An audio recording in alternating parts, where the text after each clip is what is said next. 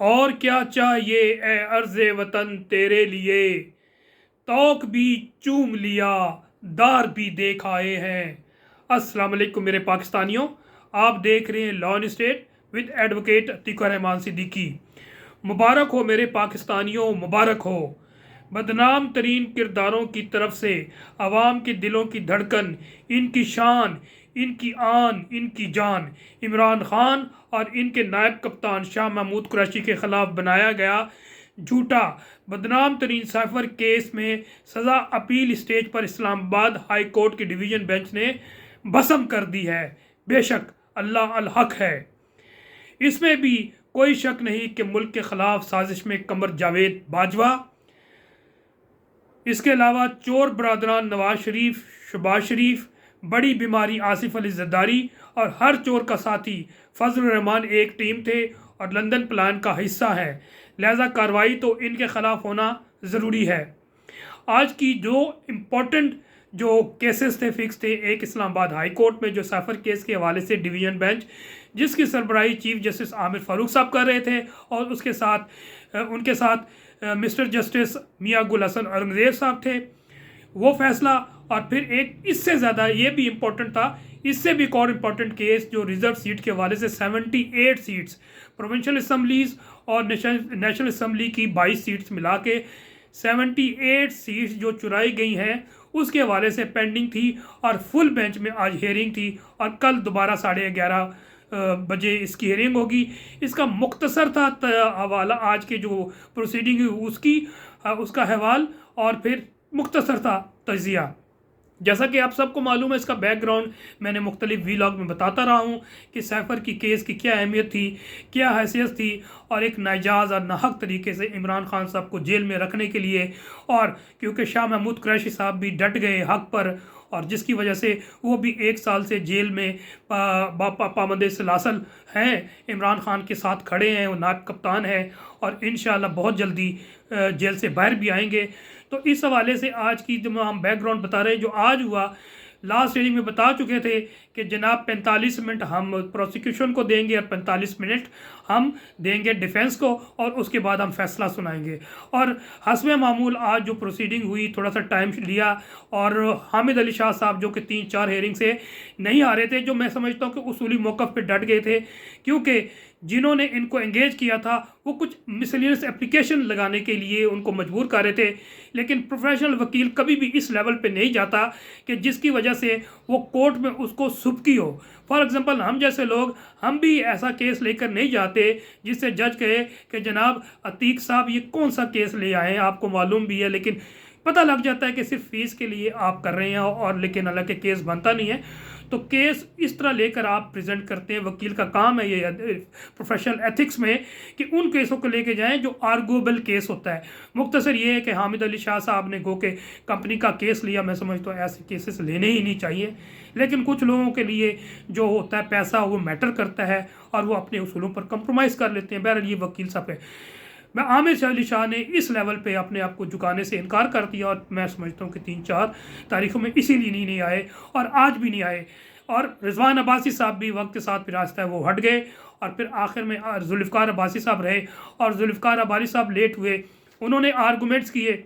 Arguments तो पहले हो चुके थे और ऑबिटर डिक्टा में वाज़े तौर पे नज़र आ रहा था कि आज इंशाल्लाह फ़ैसला इमरान खान साहब के हक़ में आएगा। क्योंकि एक ऑप्शन था कि क्योंकि पहले भी फ़ैसले जहाँ पर आमिर फ़ारूक साहब होते हैं वहाँ पर फ़ैसले कानून के मुताबिक नहीं आते और हैरान कुन किस्म के आते हैं नेगेटिव साइड पे, तो एक अंदेशा ज़रूर था कि अगर कानून के मुताबिक होगा तो फ़ैसला तो आएगा और इमरान खान साहब और शाह महमूद कुरैशी साहब बरी हो जाएंगे। लेकिन कहीं ना कहीं डंडी मारी जाएगी और कहेंगे ठीक है जी फ़ैसला मेरिट पे नहीं हुआ और टेक्निकल ग्राउंड्स पे जो है ना इसको वापस भेज दिया जाए, रिमांड बैक। तो मुख्तसर ये कि शुक्र अल्हम्दुलिल्लाह आज ऐसा नहीं हुआ और शायद मियां गुल हसन औरंगज़ेब साहब, क्योंकि वो अपने कॉन्शियस से फैसला करने वाले जजेस में से हैं और इस्लामाबाद हाई कोर्ट में सिवाय एक चीफ जस्टिस के मैं समझता हूँ तमाम 7 जजेस जो हैं इस वक्त कॉन्शियस के साथ अपना फैसला कर रहे हैं और फिर आज ही फैसला सुना दिया गया और बैकग्राउंड में सारी चीज़ें हो गई हैं। आज भी वही बैरिस्टर साहब से कहा गया, सलमान सफदर साहब से,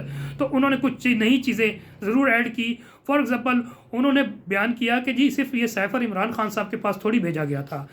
चीफ जस्टिस इस्लाम पाकिस्तान को भी भेजा गया था, ये DG ISI को भी भेजा गया था, चीफ ऑफ आर्मी स्टाफ को भेजा गया था, फिर सदर पाकिस्तान को भेजा गया था। इस तरह 8 जगहों पे जो है ना ये साइफर भेजे गए थे और कहीं से ये कॉपी नहीं आई। तो इमरान खान साहब पे नहीं सिवाय लगा के फिर आज़म खान ने अपनी स्टेटमेंट में ये कहा कि जी ये साइफर गुम हो गया था और इमरान खान साहब ने कहा था कि मिलिट्री सेक्रेटरी को कहो कि ढूंढे। तो ये बेस केस तो ये भी ख़त्म हो जाती है कि इसका मतलब तो ये हुआ कि इमरान खान साहब की कोई माला फिड़ी नहीं थी, यानी कि बैड इंटेंशन नहीं थी। और इमरान इंसान से अगर इधर उधर हो जाता है तो अपने जो ऑफिसर्स होते हैं इर्द गिर्द के जो कस्टोडियन होते हैं, और कस्टोडियन तो वैसे भी आज़म खान थे, तो आज़म खान साहब को आप जो मेन एक्यूज है उन्हें वादा माफ गवाह बना के आपने खड़ा कर दिया। वादा माफ गवाह के जो प्रोसीजर है वो भी अडॉप्ट नहीं किया सिवाय सिर्फ सज़ा देने के लिए।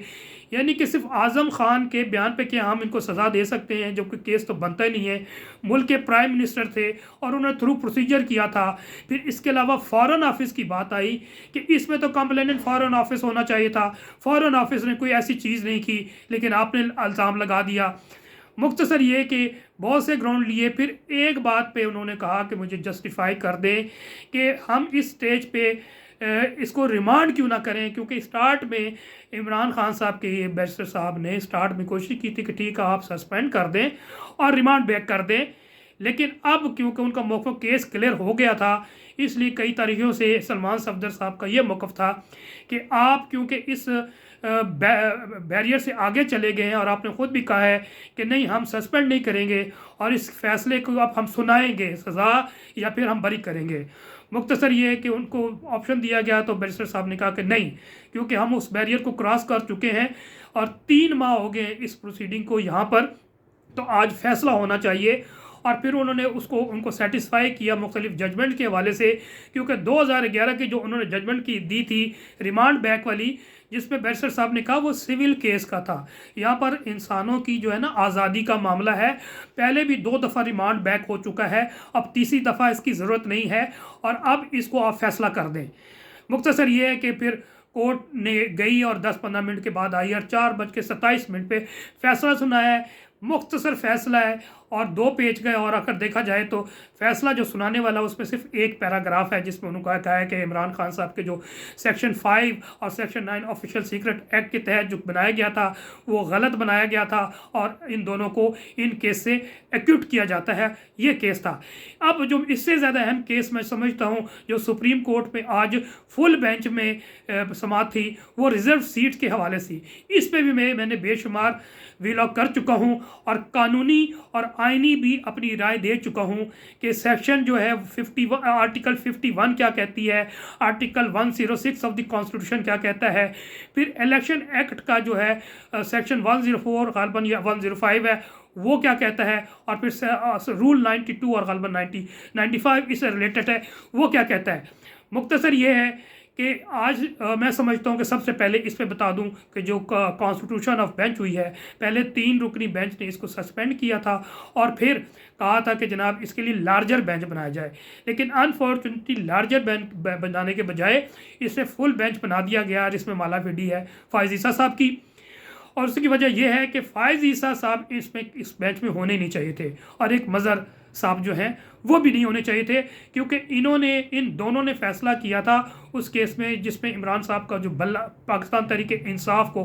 मैं समझता हूँ आउट कर दिया था, बल्ला छीन के इन दोनों बैठे थे। फिर काजी साहब ने अभी 2 दिन पहले जब जेन मैरियट जो कि ब्रिटिश हाई कमिश्नर है उन्हें वाज़े तौर पे कहा कि जनाब इस तमाम प्रोसेस में 8 फरवरी को जो हुआ है इंतहाई ये धांधली हुई है, फ्री अनफेयर इलेक्शन नहीं हुए, बड़े एलिगेशन लगाए जिस पर मैं समझता हूँ मिसकंडक्ट किया है चीफ साहब ने, काजी साहब ने, फ़ाइज़ ईसा साहब ने, और उनको तहरीर भेजी है कि जनाब ऐसा नहीं है और मैं ठीक हूँ और आपका जो एलिगेशन है वो गलत है और बल्ला मैंने ठीक छीना था। तो मुख्तसर ये है कि उसका तो जवाब देना उन्होंने दरकिनार मैं समझता हूँ उसको लिफ्ट ही नहीं कराई है, ना उनका जवाब दिया गया है। इतनी ही हैसियत होती है हमारे एहलकारों की या ऑफिसरों की, किसी भी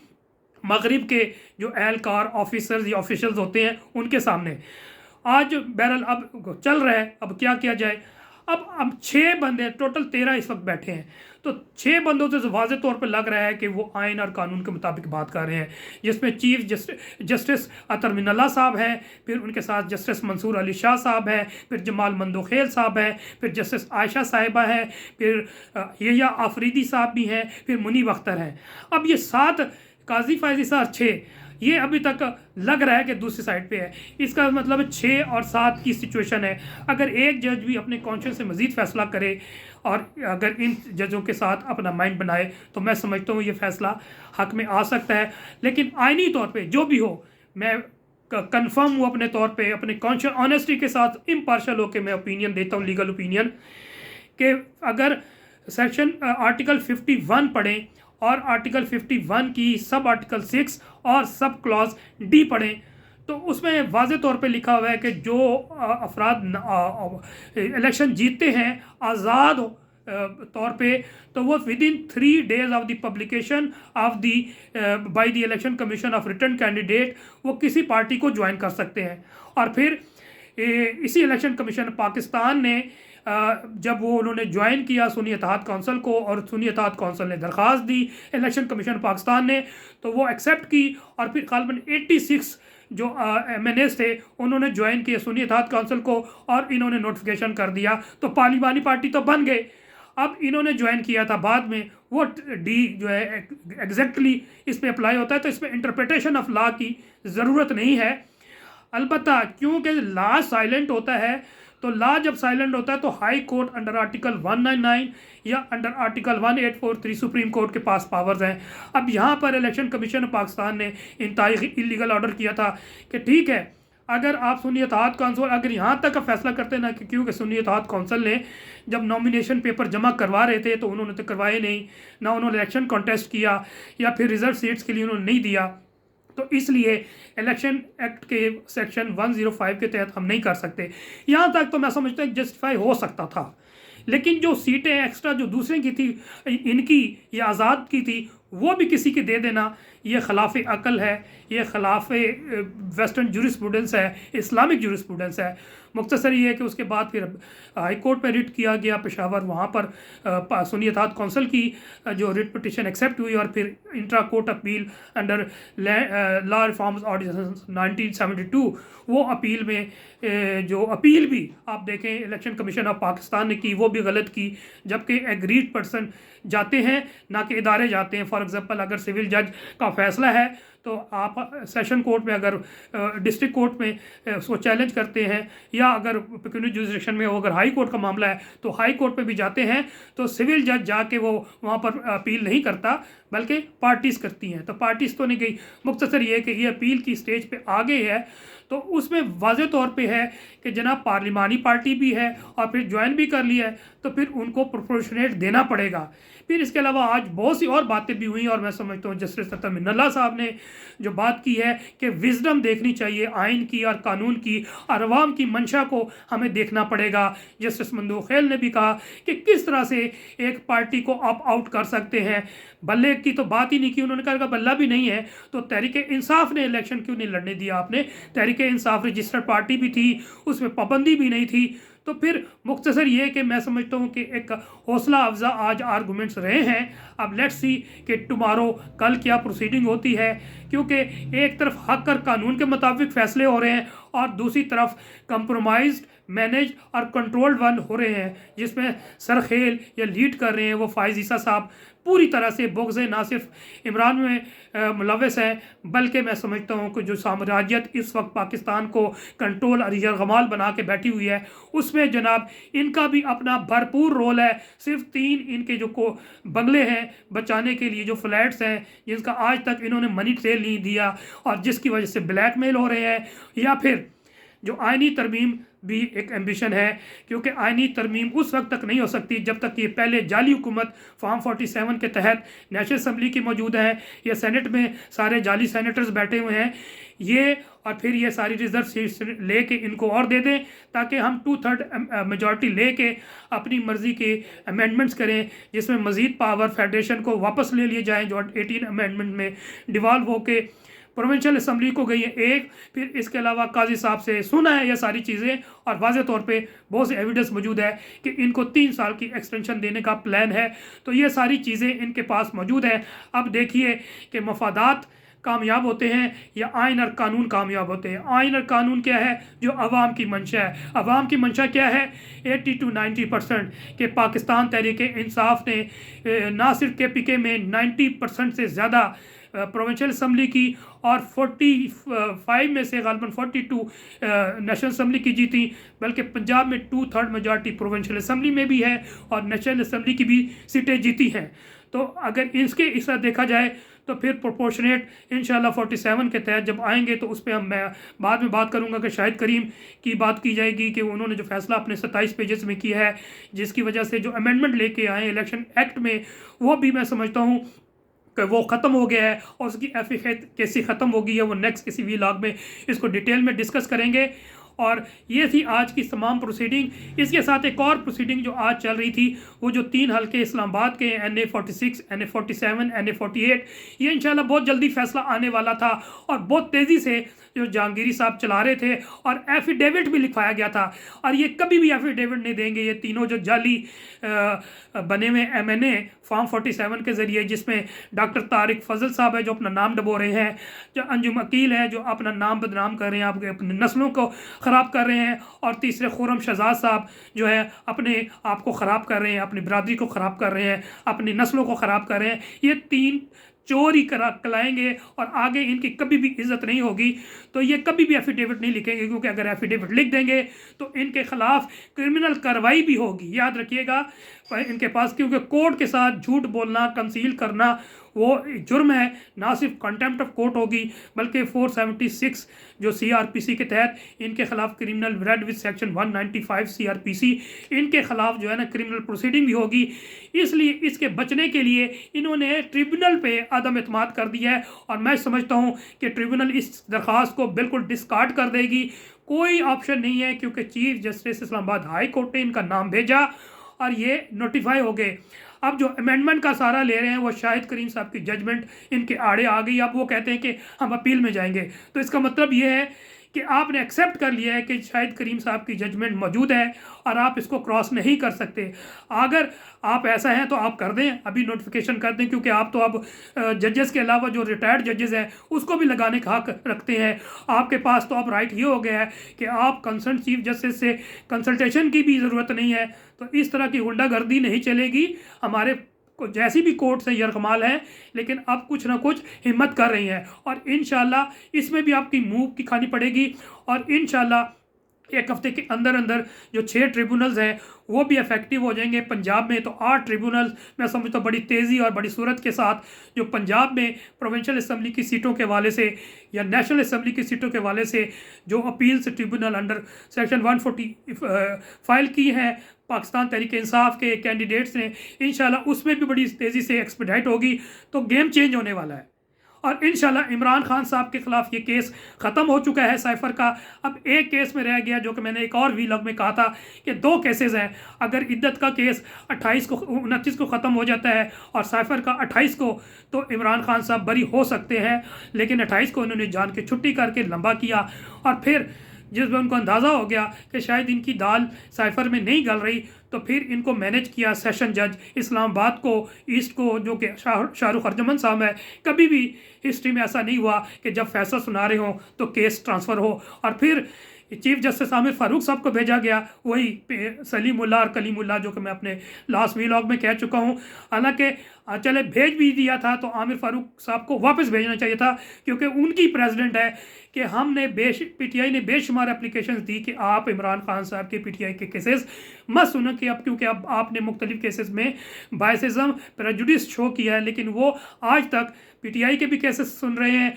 इमरान खान के भी सुन रहे हैं। लेकिन इस केस में उन्होंने फौरी तौर पे उनकी जो इनका रेफरेंस भेजा था उन्होंने वो एक्सेप्ट कर लिया और गालिबन एक एडिशनल सेशन जज नए लाए गए हैं, वो मजोका साहब, उनको ये कर दिया गया है। अब मुख्तसर ये कि अगर ये 2 होते तो इमरान खान साहब बरी हो जाते, क्योंकि बाकी केसेस में या तो वो बरी हो चुके हैं या ज़मानत पर हैं। तो अब ये साइफ़र केस यानी कि दोबारा से अपील सुनी जाएगी और उसी तरह लिंगर ऑन करने की कोशिश करेंगे रिजवान अब्बासी साहब, या अगर रिजवान अब्बासी में कोई मेरा ख्याल कॉन्शियस कोई चीज़ है तो हट के किसी और को कोई आएंगे तो उसमें फिर हो सकता है खुदा ना खास्ता कोई इसमें महीना मज़ीद ना लगा दें और फिर अल कादिर ट्रस्ट केस जो है वो ज़बरदस्ती किसी तरह इनमें सज़ा देने की कोशिश जो कर रहे हैं वो मेरे लिए मैं समझता हूँ डेंजर लाइन है, ये रेड लाइन है। खुदा ना खास्ता इसमें अल्लाह करे कि अगर ये सैफर के इसके बाद जो इद्दत केस में निकाह दौरान इद्दत केस वाला जो केस है अगर जल्दी फैसला है तो इमरान खान साहब आ सकते हैं, लेकिन मुझे लगता है कि ये साम्राज्यी ताकतें इतनी आसानी से हार मानने वाली नहीं है। आखिर में मैंने एक तहरीर लिखी है जो दौरे हाजिर के वक्त के मुताबिक है और पाकिस्तानी अवाम के उमंगों की तर्जुमान है, वो पढ़ूंगा, उसके बाद इजाज़त चाहूँगा। लेकिन पहले मेरी रिक्वेस्ट है कि आप मेरे चैनल को सब्सक्राइब कीजिए और बेल आइकॉन को प्रेस कीजिए ताकि मेरे वीलॉग आपको रेगुलर मिलते रहे। ये हथकड़ियाँ, ये जेलें, ये जाली मुकदमात, ये फस्तायत, साम्राज्यत और गुंडागर्दी, जुल्म सितम, जबर इस्तिबदाद, अगवा गर्दी, चादर और चार दीवारी के तकद्दुस की पामाली, अवाम के वोटों पर डकैती अब अवाम के हक़ को सच की आवाज़ बुलंद करने से नहीं रोक सकती, क्योंकि मुताला पाकिस्तान का दौर ख़त्म हो चुका। मगलूब और बिकाऊ प्रिंट मीडिया, इलेक्ट्रॉनिक मीडिया पर ना कोई यकीन रखता है, ना कोई पढ़ता है, ना कोई सुनता है और ना कोई देखता है, क्योंकि ज़माने के अंदाज बदले गए, नया राग है, साज बदले गए और सोशल मीडिया का दौर है। यानी बकौल फ़ौजी अफसरान जो हर गैर कानूनी कामों में मुदाखलत अलग-ऐलान करते हैं, डिजिटल दहशत गर्द यानी कि अवामी दौर 25 करोड़ अवाम का दौर है। गासिब के ईवानों में लर्जा तारी है। 77 सालों में मकर फ़रेब पर बनाई गई कहानियाँ झूठी साबित हो चुकी हैं। तमाम झूठ के बुत टूट रहे हैं। तुमने जो खौफ की अपनी आइनी फसीलें बनाई हुई थी वो रेत की दीवारें साबित हो रही हैं। मेरे पाकिस्तानियों की आंखों से पट्टी उतर चुकी है। अब हर बच्चे, जवान और बूढ़े को सब साफ सिखाई दे रहा है कि तुम्हारी मिट्टी की हंडिया बीच चुराए फूट चुकी है और तुम बीच चुराए नंगे खड़े हो। लिहाजा एक ही रास्ता है कि खुदा से माफ़ी मांगो, अवाम से माफ़ी मांगो और अवाम के इस फैसले उसको खुद करने दो, क्योंकि असल इक़्तिदार आला के मालिक वही अवाम है जो इनके पास खुदा की इमानत है। वस्सलाम। पाकिस्तान जिंदाबाद, अवाम जिंदाबाद।